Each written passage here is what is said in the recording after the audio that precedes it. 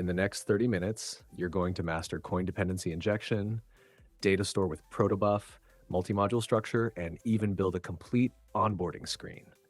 Welcome to Coroutine Lab. This is part 4 of our video series, where we're building an amazing finance tracking app using Jetpack Compose and clean coding principles. Let's dive in and make coding fun and effective. We'll start by creating a UI text that we missed in the last video. Why? Because we want everything perfect. So what's the deal with UI text? It's a sealed interface with 3 types of text it can represent. 1, string resource, ideal for Android string resources. 2, simple string for plain simple text, the classic kind. 3, empty string, a singleton representing, well, nothing. Genius, right? And here comes the magic. The getString function decides what to show based on the UI text type. An empty string for empty string, plain text for simple string, or a localized resource string using context.getString for string resource. Step 2, configuring our libs.version.toml file. We'll add the Koin bill of materials to manage dependencies like a pro. And guess what? We're also adding Android X splash screen for smoother transitions and Compose Navigation for type-safe navigation. No more errors in moving between screens. The Koin BOM entry sets up a bill of materials BOM to manage versions for all Koin modules, ensuring they stay consistent. Then you have other Koin modules like Koin Core, which is the core library, Koin Android for Android-specific features, and Koin Compose, which integrates Koin with Jetpack Compose. Koin Compose Navigation and Koin ViewModel are there to handle navigation and ViewModel efficiently. Oh, and Kotlin serialization plugin will handle all our Compose navigation needs. Next up, the onboarding module. It's time to get organized and efficient. Till the last video, we created an app and design system module.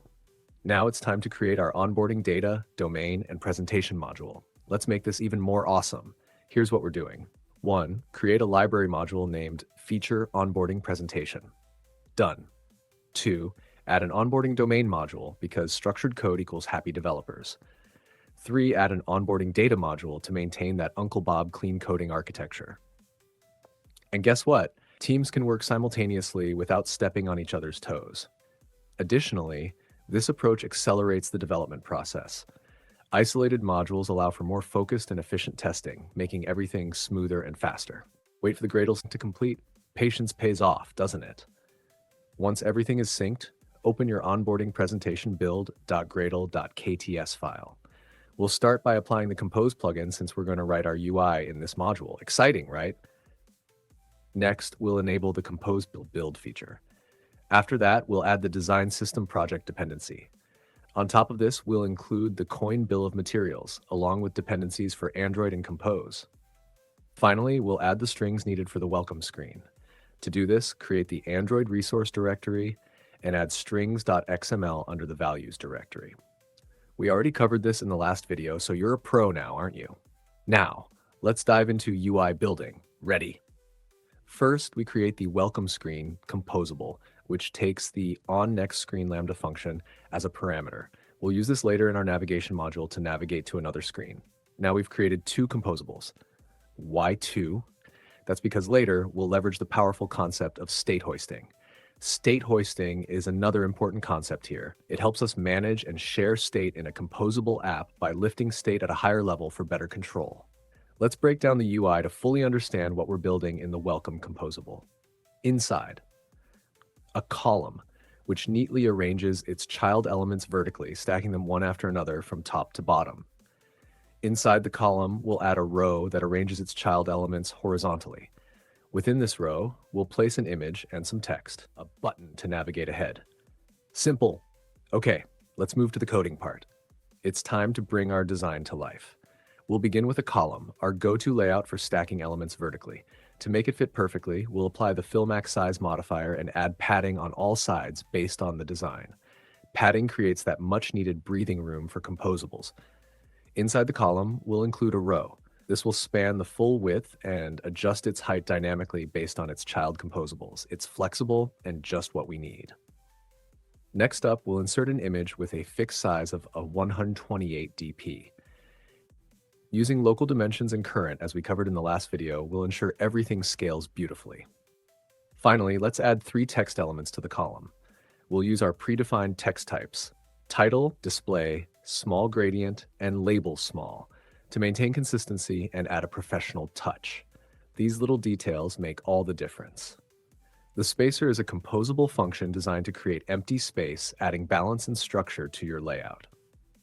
Finally, we'll add the CW button, and in its on-click, we'll invoke the Lambda function on next screen to seamlessly navigate to the next screen. Horizontal arrangement in Jetpack Compose is a property used to control the horizontal positioning and spacing of child elements within container components like row. It allows you to specify exactly how the children should be arranged along the horizontal axis. Congratulations on creating your welcome screen. Here's a quick preview of how it will look. Amazing, right? Next, head over to your strings.xml file again and add some of the strings as shown on screen for our next intro screen. We've created some Lottie animations using Lottie Lab and exported them as JSON URLs. This way, we don't have to include them locally in the raw folder, significantly reducing the app size. These animations are so well optimized that their size is hardly over 10 kilobytes, making them quick and efficient to load over the internet. Let's take a quick look at how we're going to design our intro screen. Most of the components were already created in the last video, so implementing this should be quite straightforward, right? We'll create the introduction screen composable, which will also take the same Lambda function. You can take a look at the quick hierarchy of the composable that we're about to implement inside the onboarding composable. Let's get to it. We'll start by using a column with appropriate padding and horizontal alignment set to center horizontally. This ensures all children of the column composable are neatly centered, creating a balanced and polished layout. We've also utilized Remember Coroutine Scope, which provides a coroutine scope tied to the life cycle of the composable where it's called.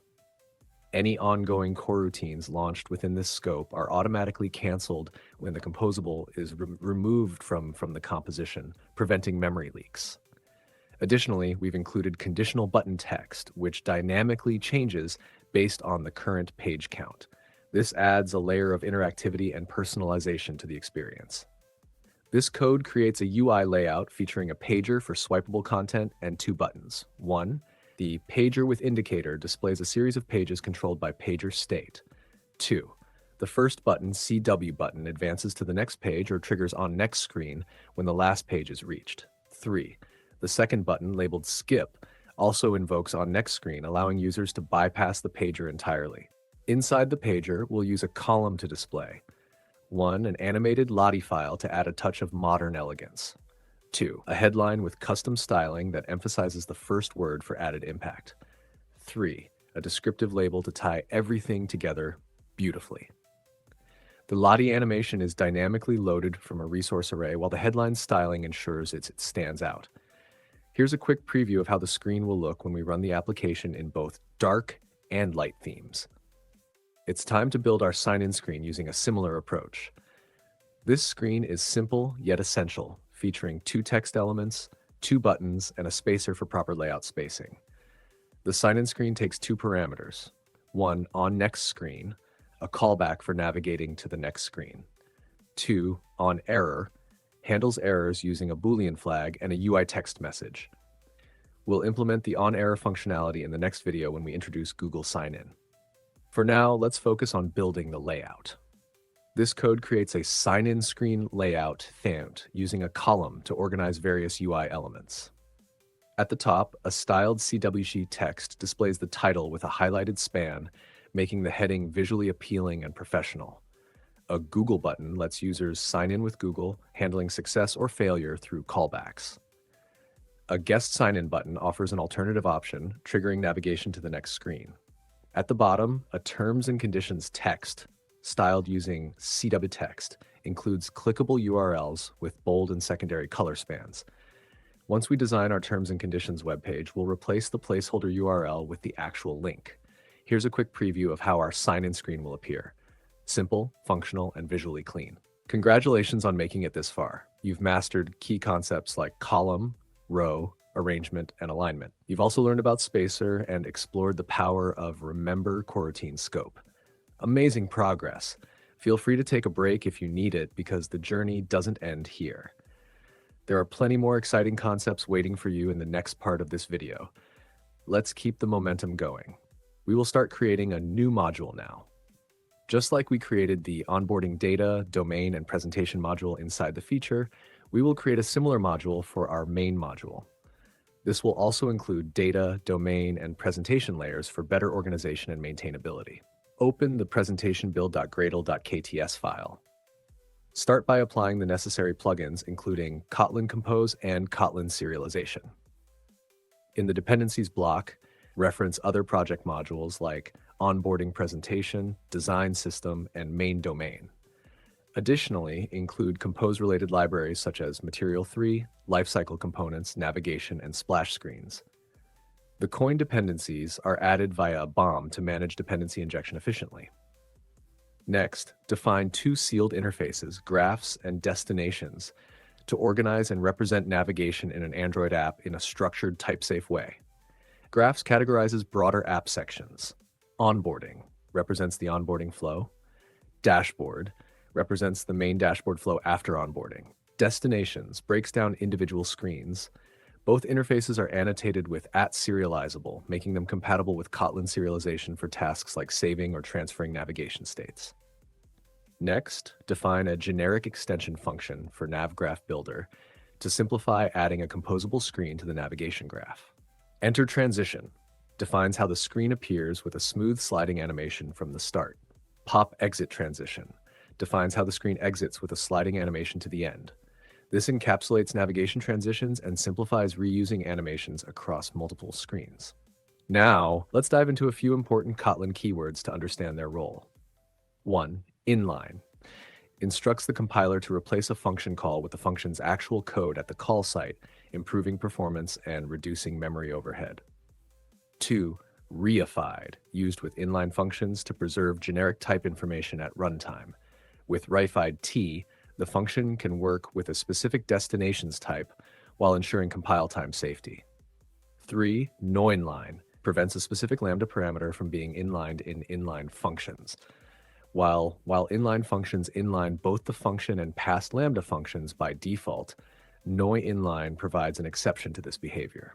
Next, either delete the main activity in the app module or refactor it into the main presentation module. If you're refactoring, delete all the content and add the following code. Install splash screen. Ensures the splash screen displays seamlessly as the app launches.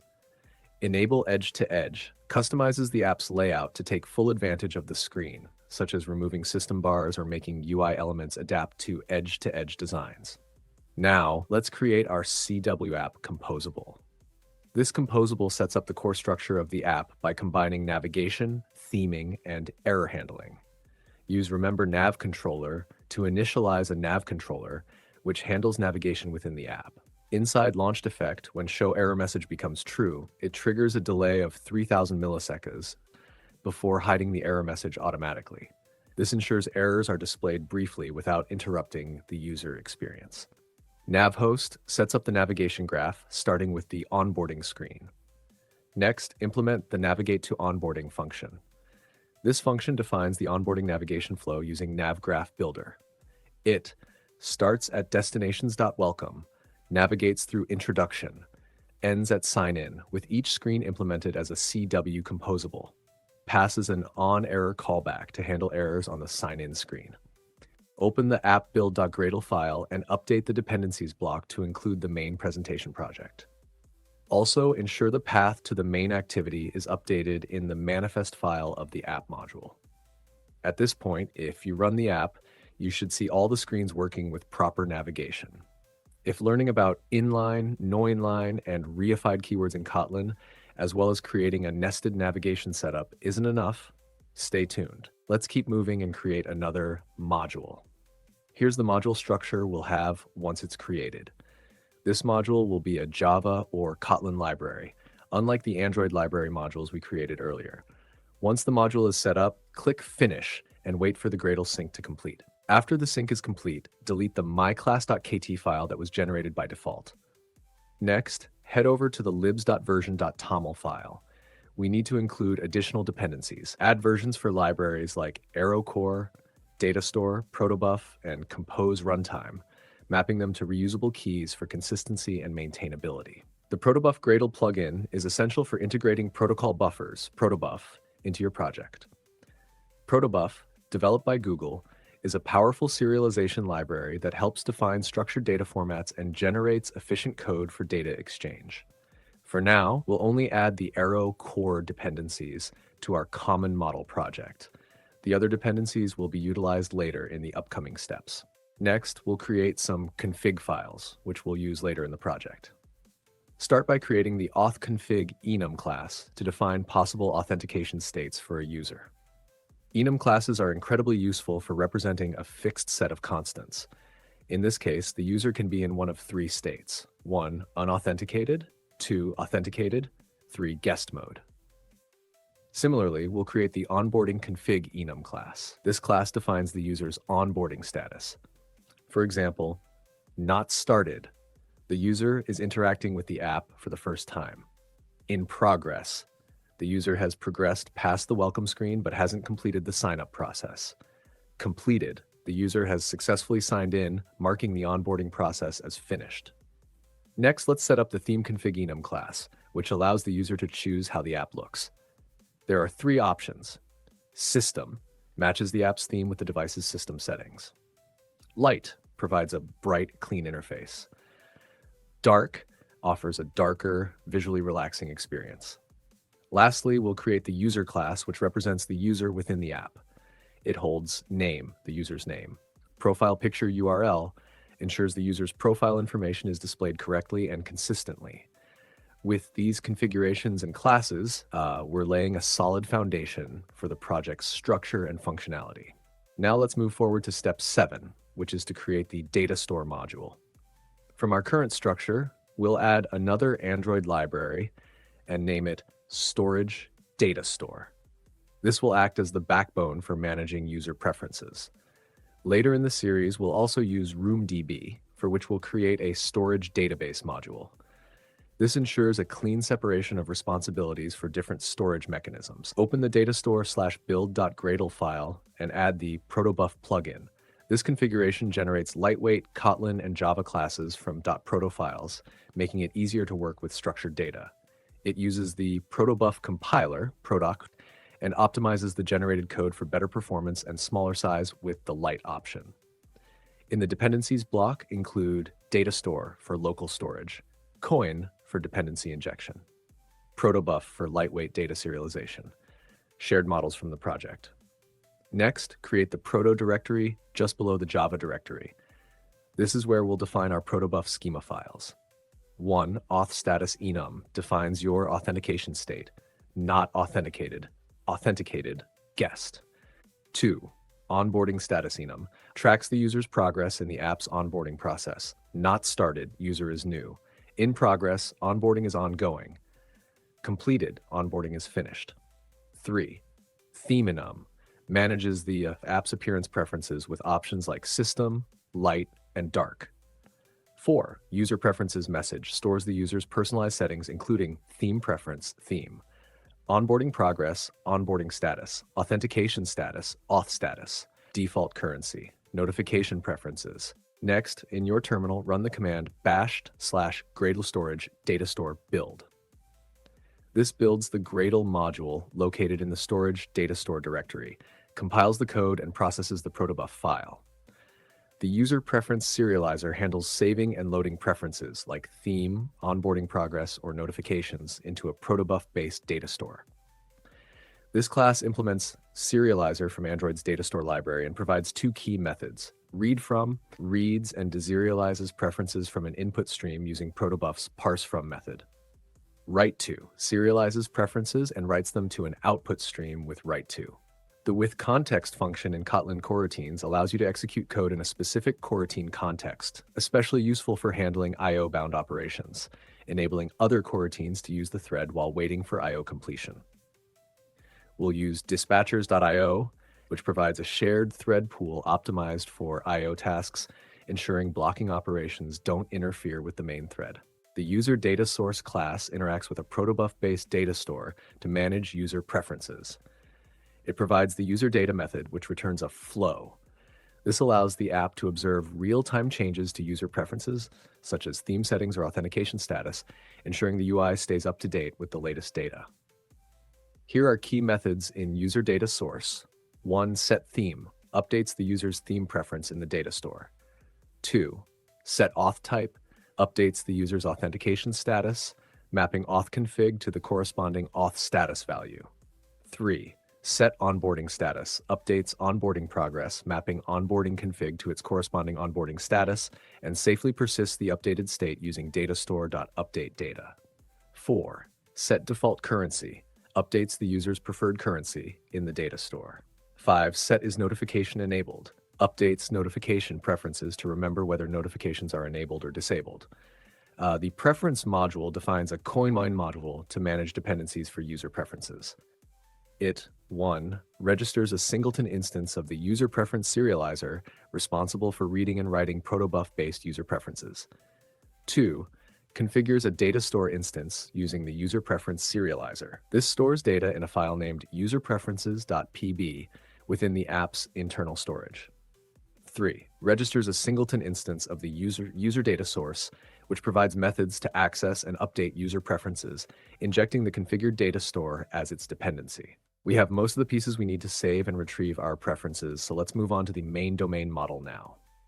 Start by updating the domain build.gradle.kts file. Make sure to include the common model project as a dependency.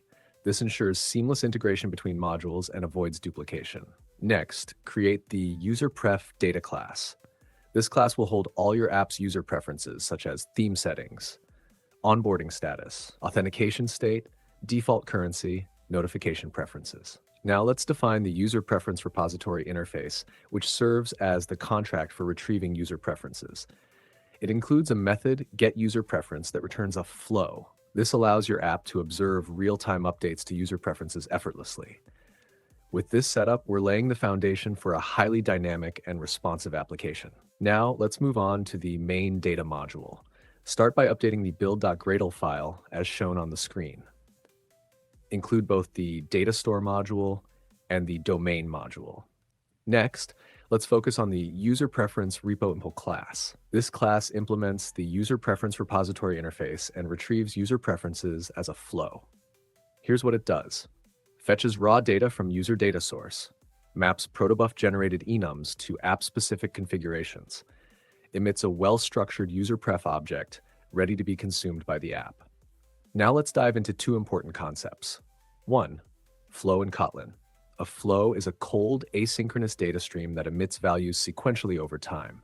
It's the perfect choice for scenarios like observing real-time data changes, such as user preferences or database updates. The best part, it only runs when it's collected, ensuring efficient resource usage. 2. Emit function. The emit function is used within a flow builder to push values downstream to the collector. It's essentially how you make data available to whoever is collecting it. Let's keep going. Next, we wire up dependencies for your app's main data layer. Use single_of to create a singleton instance of user preference repo impl. This ensures only one instance of user preference repo impl exists throughout the app's lifecycle. The bind function ensures that user preference repo impl is available wherever user preference repository is required. Dependency injection made simple and effective. The next step is to update the onboarding domain module. This will be very similar to what we just did with only minor changes. Start by updating the build.gradle file as shown on the screen. Now let's focus on the user preference repository interface. It defines methods for saving user preferences. Save user auth updates the user's authentication type.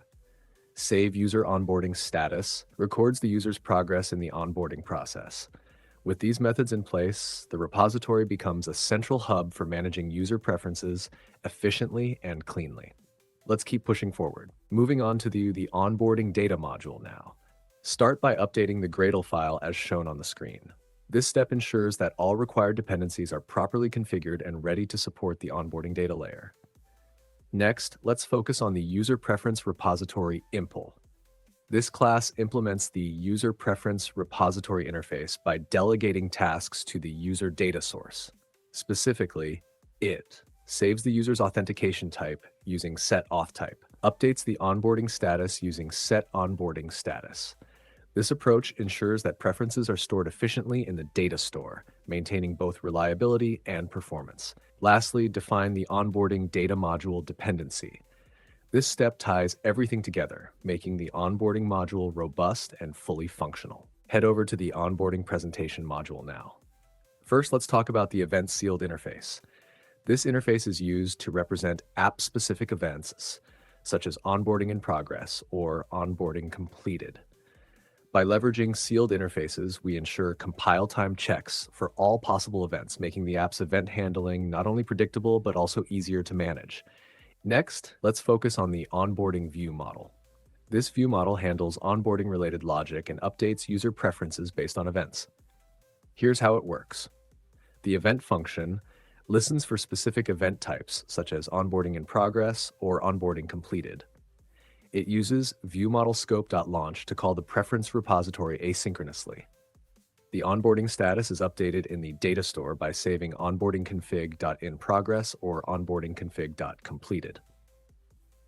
Lastly, we define the onboarding module, a Koin module that provides the onboarding view model. It injects the required user preference repository dependency using get. This ensures the view model is fully equipped to manage onboarding logic efficiently. Earlier, we created the welcome screen, and now it's time to update it. The welcome screen now includes a ViewModel parameter and passes the ViewModel event function as a dispatch parameter to the welcome composable. This enables button clicks to trigger events, ensuring that the ViewModel efficiently handles state updates. Next, we'll update the introduction screen, which also now includes a ViewModel parameter. Here's the exciting part. When the next or skip button is clicked, they call dispatch event.onboardingCompleted to mark the onboarding process as complete while seamlessly navigating to the next screen. Moving on to step 13, which is to update the main presentation module. We'll start with the UI state sealed interface, which represents the UI's state. It has two key states. Loading indicates a loading state. Success holds the loaded user pref data, ensuring the UI reflects the latest user preferences dynamically and efficiently. Next, let's look at the main view model. This view model manages the app's main UI state using a state flow. It observes user preferences from the user preference repository, maps them to UI state.success, starts with an initial loading state, and uses state in to ensure the UI always reflects the latest state while sharing data efficiently within the view model scope. The presentation module includes the onboarding module and provides the main view model, injecting the user preference repository dependency using get. This ensures a smooth connection between layers for data handling and UI updates. Now let's move to MainActivity. We'll make some changes to observe the UI state effectively. The updated MainActivity integrates the main view model using Koin's ViewModel delegate and observes the UI state using lifecycle scope. The splash screen remains visible during the UI state.loading phase. The main content is displayed only after UI state.success is received. Let's also cover some important concepts. Mutable state of. This creates a state object that triggers UI recomposition whenever its value changes. It's perfect for managing reactive state in Jetpack Compose. Lifecycle.repeatOnLifecycle method. This method ensures efficient resource usage by collecting flows only when the lifecycle is in the started state. It automatically cleans up resources when the lifecycle stops, making it both robust and efficient. Similarly, let's update the CW app. Here's what we need to change. The updated CW app now takes UI state.success as a parameter too. Dynamically configure the app's theme using isDarkTheme UI state. Determine the start destination based on the user's auth type. It also adjusts the onboarding navigation by passing the user's onboarding status, ensuring the UI adapts perfectly to the user's preferences and progress. Key functions. 1. Get destination sets the start screen based on authentication. Authenticated users are directed to the dashboard, while others are guided through onboarding. 2. isDarkTheme dynamically configures the app's theme based on the user's preference or system settings. Since we updated our navigate to onboarding, it's time to update this as well. The newly updated Navigate to Onboarding now takes an onboarding config parameter to dynamically set the onboarding flow's start destination. It uses getDestination to determine the appropriate starting point based on the user's onboarding progress. Additionally, we've introduced a brand new function, Navigate to Dashboard. This function defines the navigation flow for the dashboard, starting precisely at destinations.home. And now, the final step, updating the app module. Let's ensure that every change integrates smoothly. We will start by updating the app module Gradle file. The updated dependencies now include additional modules, main.data and onboarding.data, along with libraries like Koin for dependency injection and Compose runtime. The app module serves as the single entry point for all the modules required by the app. It includes main data module for managing main data dependencies, onboarding data module for onboarding specific dependencies, presentation module for view models and UI-related dependencies. Now let's create the app class and extend application. Here's the plan. We initialize Koin in the onCreate method to set up dependency injection for the entire app. This ensures Koin is ready to provide all the modules like app module throughout the app's lifecycle. Dependency management just got a whole lot smoother. When using Koin, we'll also utilize Android context. This provides the application context to Koin, allowing it to resolve dependencies that require Android-specific components like context. Finally, we'll update the Android manifest.xml to reflect these changes. Don't forget, if required, do a clean build and run the app to ensure everything is working perfectly. Let's get this done and watch everything come together beautifully. That's it for today's session. If you enjoyed this video and learned something new, make sure to hit that like button to support the channel. Don't forget to subscribe and turn on the notification bell so you never miss an update. Got thoughts, questions, or ideas for future topics? Drop a comment below. I'd love to hear from you and help you out. And hey, stay tuned for the next video where we'll dive even deeper into building amazing Android apps together. See you soon.